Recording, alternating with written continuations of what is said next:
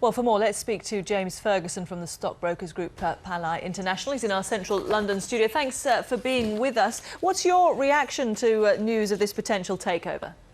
Well, obviously this is fairly dramatic news, but it's interesting. It's following on directly from what's been happening in the States. We had Bank of America stepping up to the plate on the weekend and buying Merrill Lynch. And so similarly here in the UK, we've got Lloyd's TSB now stepping up, and for the first time we're getting these sorts of cross-bank mergers, mega-bank mergers. I mean, Lloyd's were interested, of course, in Northern Rock over a year ago. So for them, this is really a sort of a second chance to second bite at the apple.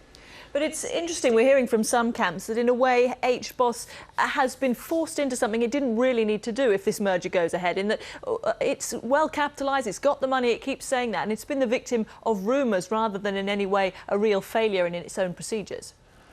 I think this is very much the view from the equity markets, but really this whole crisis has been driven by the credit markets. And if you look at the credit markets, and I'm thinking particularly here of the credit default swap market, which is fairly esoteric, but it basically measures the amount of insurance that people require if they're going to lend you money, and measures the premium you would need to be receiving over the risk-free rate if you were going to lend money to any particular institution. Then if you look at the credit default swap spreads, as these things are called, for HBOS, they have been rising since May. On the 5-year basis, they're only 76 basis points, which is 0.75% premium in May. Yesterday, 500 basis points, that's 5%. So they were having to pay 5% more for money than, say, the government was. And obviously that is very, almost impossible to position for a bank. They basically have to borrow at low rates and lend on to us at higher rates. And if that their cost of funding has gone up that much, it's almost an impossible position for them. And we have seen central banks around the world trying to tackle this very issue of getting more money into the system, where lots of injections of cash being pumped in by central banks. Is that going to have the desired effect, do you think? This is another, I think, which is slightly misunderstood by people. Lots of commentators talk about how the banks are unkeen to lend to each other. If you look at the UK banking system, every single bank in the UK is a net borrower in the interbank market.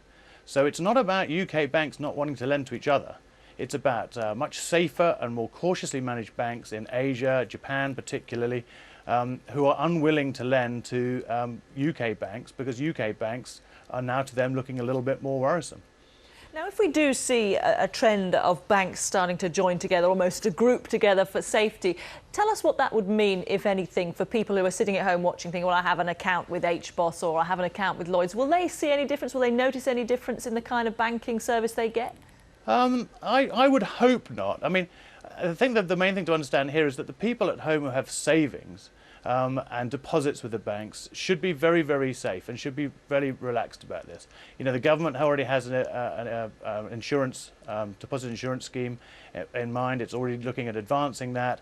It's only if you have relatively large sums of money that you're at risk. And anyway, if you spread that around or you look at very cautious places to put your money, there's really no concern there. This is really all an issue about two things. It's about management, the existing management, whether they survive, and it's about shareholders and whether the shareholders will survive with anything much in terms of value for their shares.